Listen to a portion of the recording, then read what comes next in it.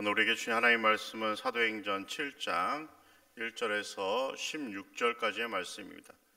사도행전 7장 1절에서 16절까지의 말씀 한 절 한 절 교독하도록 하시겠습니다. 대제사장이 이르되 이것이 사실이냐?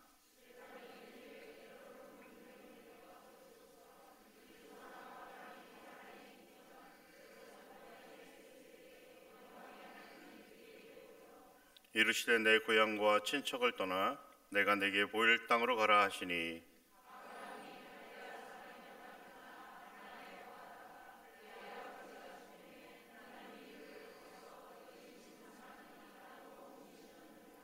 그러나 여기서 발 붙일 만한 땅도 유업으로 주지 아니하시고 다만 이 땅을 아직 자식도 없는 그와 그의 후손에게 소유로 주신다고 약속하셨으며,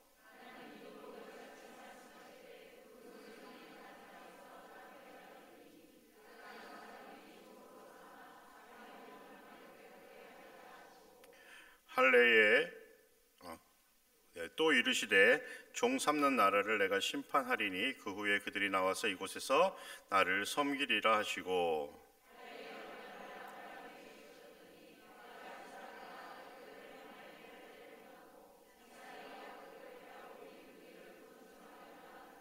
여러 조상이 요셉을 시기하여 애굽에 팔았더니 하나님이 그와 함께 계셔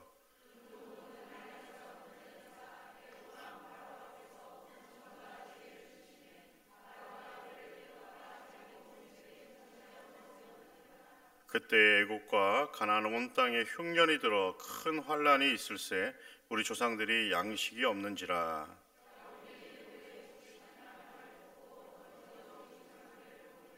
또 제차 보내매 요셉이 자기 형제들에게 알려지게 되고 또 요셉의 친족이 바로에게 드러나게 되니라.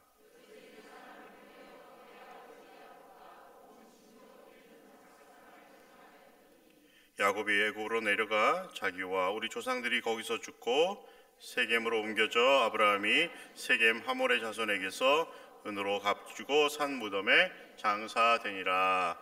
아멘. 할렐루야. 우리 옆에 분과 인사하도록 하겠습니다. 잘 오셨습니다. 제가 이 교회에 온 이래로 수요 예배 제일 많이 나오신 것 같아요. 네, 반갑습니다. 제가 예전에 사역하던 교회에서 부임하고 얼마 지나지 않아서 임종을 앞둔 103세의 권사님을 방문한 적이 있었습니다. 그런데 그분이 저를 보자마자 제 손을 꼭 붙잡으면서 작은 목소리로 이렇게 말씀하셨습니다. 예수님 믿으세요. 예수님 믿으세요. 예수님 믿으세요.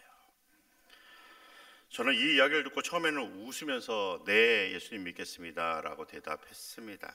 하지만 교회로 돌아오면서 그분의 음성이 저의 마음에 계속해서 남았습니다.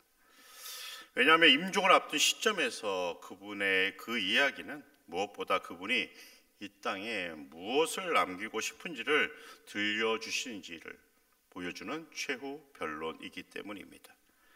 우리는 인생의 끝자락에 섰을 때 우리의 인생의 마지막 호흡이 멈추기 직전 우리 주변의 분들에게 어떠한 내용의 최후 변론을 하실 것입니까? 사도행전 7장은 순교를 앞둔 스데반의 설교라고 부릅니다. 하지만 저는 이 부분을 스데반의 설교라고 말씀드리기보다는 마지막까지 사람들에게 전하고 싶은 하나님의 사랑의 이야기라고 부르고 싶습니다. 그 이유는 아브라함의 이야기를 통해 하나님의 주권을 강조하고 요셉의 이야기를 통해 예수님을 투영하면서 우리를 향한 하나님의 사랑을 끊임없이 들려주고 있기 때문입니다. 먼저 아브라함을 한번 생각해 보시기 바랍니다. 2절에 보면 아브라함이 메소포타미아에 있을 때 아브라함이 하나님을 찾은 것이 아니라 하나님이 그를 찾으셨다 말씀합니다.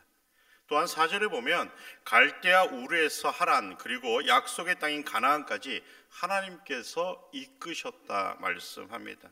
심지어 5절에 보면 발 붙일 땅조차 자식조차 없는 아브라함에게 땅과 후손을 주시겠다 약속하셨습니다. 이 약속은 400년의 아픔의 시간을 넘어서 예수님의 십자가에서 완성되었습니다. 이를 설명하기 위해 스데반은 예수님을 투영하고 있는 요셉의 이야기를 들려줍니다. 요셉은 형들의 시기로 인해 이집트에 팔렸지만 거기서 하나님과 동행하였고 모든 환난에서 하나님께서 그를 이겨내기 위해서 이집트의 통치자로 세우셨다, 성경은 기록하고 있습니다. 이를 통해 이스라엘의 지도자와 백성들이 그 시기로 인해서 예수님을 십자가에 못 박았지만 하나님께서 예수님을 다시 살리셨고 예수님을 통해 구원이 임하게 되었음을 스데반은 이야기하고 있는 것입니다. 하나님의 주권, 하나님의 통치, 하나님의 사랑, 예수님의 십자가와 같은 이 단어는 언젠가부터 우리의 삶에서 점점점 멀어져 가는 것 같습니다. 그 이유는 우리가 살아가는 삶에 매몰될 때입니다. 먼저 우리의 삶의 어려움과 아픔, 고난과 괴로움이 발생할 때 하나님과 함께하는 시간이 멀어집니다. 그리고 우리의 삶이 너무나도 평온하고 잔잔한 호수와 같을 때도 이와 같습니다. 무엇보다 하나님의 주권, 통치, 사랑, 그리고 예수님의 이 십자가라는 이 단어는 무엇보다 하나님과 함께 걸어갈 때 비로소 우리의 심장 속에 새겨지게 되는 아름다운 단어이기 때문입니다. 그러므로 우리는 하나님과 함께 걸어가는 믿음의 삶을 살아가야 하는 것입니다. 그런데 안타깝게도 우리는 하나님과 온전히 동행하지 못할 때가 많이 있습니다. 그 이유는 하나님과의 그 동행이 우리를 자유롭게 하지 못한다고 많은 이들이 생각하기 때문이죠. 그래서 적지 않은 분들이 하나님과의 이 동행을 매우 불편해합니다. 사내들인 공회의 지도부들도 이와 다르지 않았던 것 같습니다. 잠시 한번 사내들인 공회의 지도부들을 생각해 보시기 바랍니다.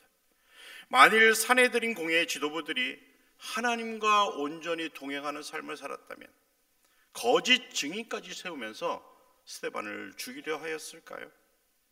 만일 사내들인 공회의 지도부들이 온전히 하나님과 동행하였다면 예수님을 십자가에 못 박았을까요? 거짓 증인까지 세우며 스데반을 죽였고 예수님을 십자가에 돌아가게 하신 모습을 보면서 하나님의 주권, 통치, 사랑과 같은 이 아름다운 단어가 그들의 삶을 지배하지 못하였음을 발견하게 됩니다. 그들에게 하나님의 주권과 통치 그리고 사랑은 단지 지식의 일부분이었을 뿐입니다. 어떤 분들은 자신이 하나님의 자녀이며 예수님의 제자임을 세상에 알리며 살아가는 일을 그리 쉽지 않다 흔히 이야기합니다. 왜냐하면 그리스도인임을 알리는 그 순간부터 자신에게 유익보다는 손해가 자신의 삶을 덮을 것이라고 생각하기 때문이죠. 물론 교회 내에서는 누구나 그리스도인이라고 밝힐 것입니다. 그 이유가 무엇입니까? 모두가 그리스도인이기 때문입니다. 일본이 우리나라 사람의 종교와 사상 그리고 자유를 억압하기 위해서 행한 사건이 있습니다. 혹시 기억하십니까? 뭡니까? 물어본 제가 잘못이죠? 신사참배 사건입니다. 특히 이 일은 그리스도인들에게서 너무나도 강력한 영향을 끼쳤습니다. 그 당시 신사참배를 거부하면 삶에 너무나도 큰 어려움을 당할 수밖에 없었어요.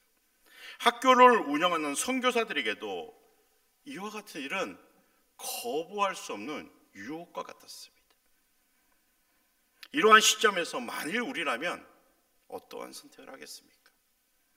물론 지금 이러한 선택을 하는 일이 거의 없지만 만일 우리가 그리스도인이라는 사실만으로 막대한 손해를 보는 자리라면 우리는 어떠한 선택을 하시겠습니까?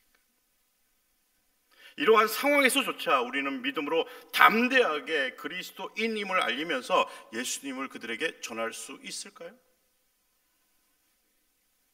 이에 대한 진실한 답변이 어쩌면 현 시대 우리의 솔직한 신앙의 모습이라 생각합니다. 사람은 인생의 끝자락에 어떤 말을 하냐에 따라 그분이 누구와 혹은 무엇과 함께 인생의 길을 걸어왔는지를 발견할 수 있습니다.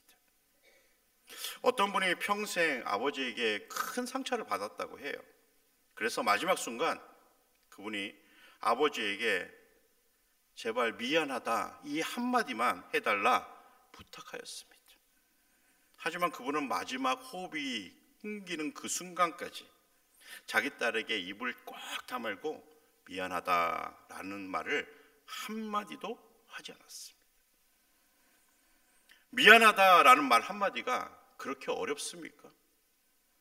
그런데도 그분은 마지막까지 딸에게 미안하다라는 이 말조차 하지 않았다는 사실입니다.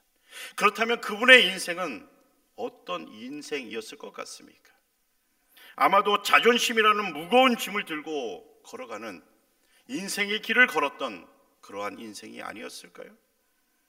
또한 마지막 순간 누군가를 향해 분노를 쏟아낸다면 그분의 삶은 안타깝게도 평생을 분노와 함께 자신의 인생의 길을 걸어온 사람일 것입니다. 우리는 마지막 순간 사람들에게 어떠한 말을 남기고 싶습니까? 지금은 마지막이 아니니 잘 모르겠다 이야기하십니까? 다시 말씀드려서 우리는 누구와 함께 지금 이 순간 인생의 길을 걸어가고 계십니까? 미국의 워싱턴 사김의 교회를 담임하시는 김영복 목사님의 장례 설교 중에 16편을 골라서 쓴 책이 있습니다. 그 책의 제목이 사람은 가도 사랑은 남는다입니다. 뭐라고요? 사람은 가도 사랑은 남는다. 이 책의 내용도 참 좋지만 저는 이 책의 제목이 저의 마음에 확 와닿았습니다. 왜냐하면 이 땅에 셀 수 없는 많은 사람들이 지나갔습니다. 하지만 하나님의 사랑은 예수님의 십자가로 완성돼서 지금도 이후에도 남아있기 때문입니다. 스데반은 이 놀라운 진리를 하나님과 함께 걸어가면서 발견한 사람이었습니다.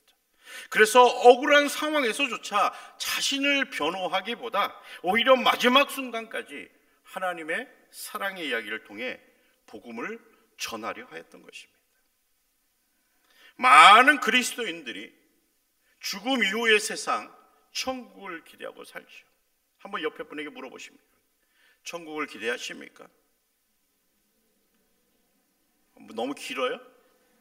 천국을 기대하십니까?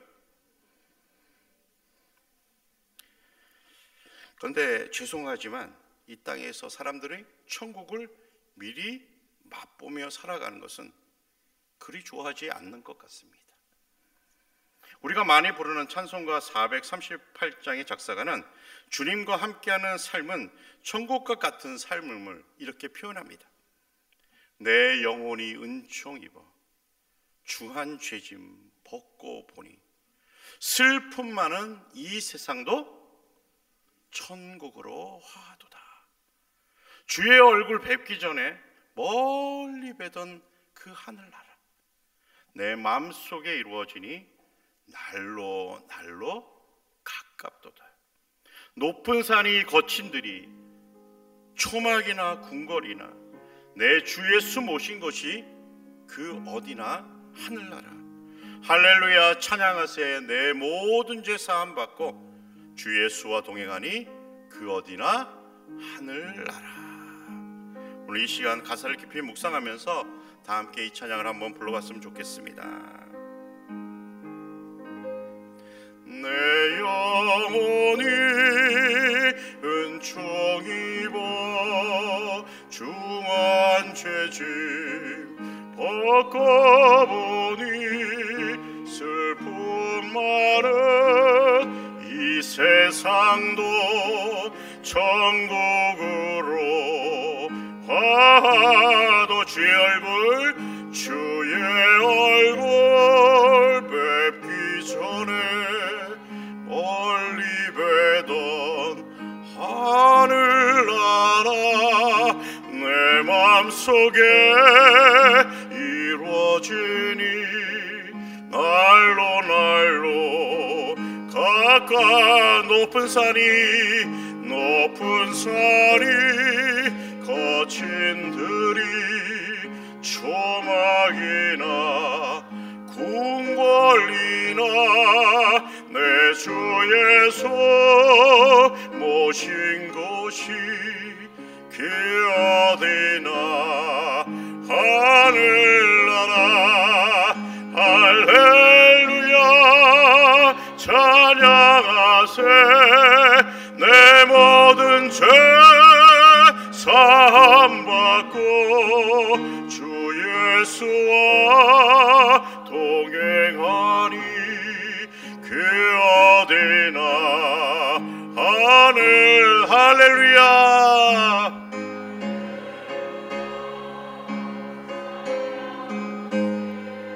내 모든 죄 사함받고 주 예수와 동행하니 그 어디나 하늘 우리 마지막으로 할렐루야 할렐루야 찬양하세 내 모든 죄 사함받고 주 예수와 동행하니 그 어디나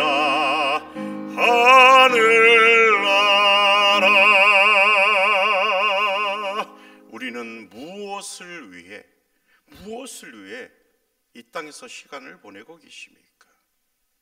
그리고 마지막 순간 이 땅에 우리는 무엇을 남기고 싶습니까? 예수님이 이 땅에 오셔서 하나님의 사랑의 삶을 통해 하나님의 사랑을 삶을 통해 흘려보내셨습니다. 또한 하나님의 나라를 거침없이 소개하셨습니다. 그리고 십자가를 지시고 모든 피를 흘리시고 돌아가셨으며 사흘 만에 부활하셨습니다. 그리고 우리에게 구원의 선물을 주셨습니다. 이 세상은 슬픔과 아픔, 고통과 고뇌가 머무는 공간과 같습니다. 그리스도인도 마치 호흡하는 데 필요한 공기처럼 이 머무는 슬픔과 아픔, 고통과 고뇌에서 결코 예외가 아닙니다.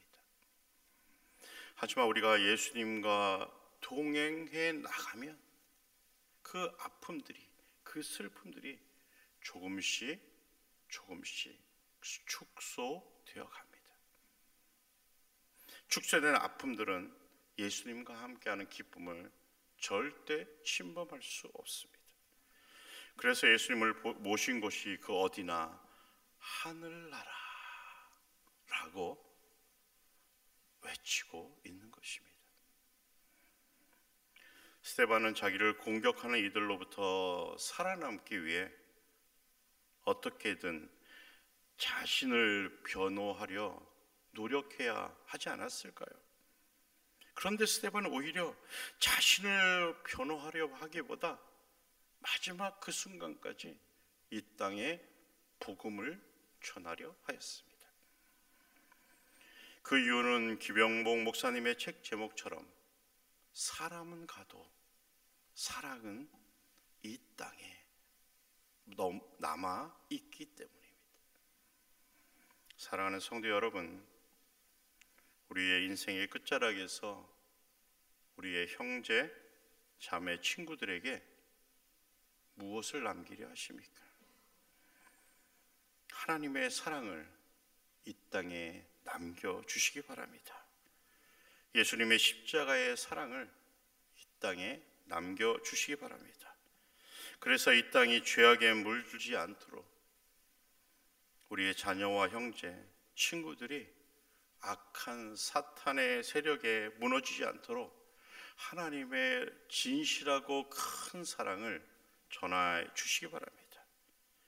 그리스도인으로서 믿음의 최후 변론을 할 수 있도록 우리가 조금씩 하나님과 동행하는 시간을 늘려가시기를 부탁드립니다.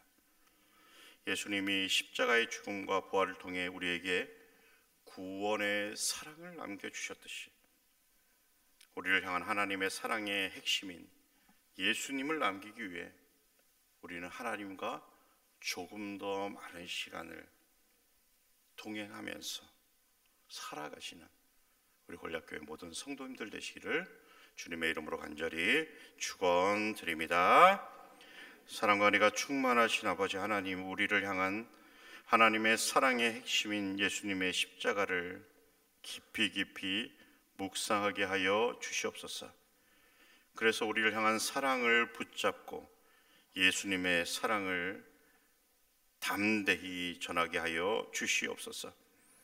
또한 주님과 동행함으로써 하나님의 나라를 미리 맛보는 기쁨도 우리에게 허락하여 주시옵소서. 우리의 구원이신 예수님의 이름으로 기도합니다. 아멘.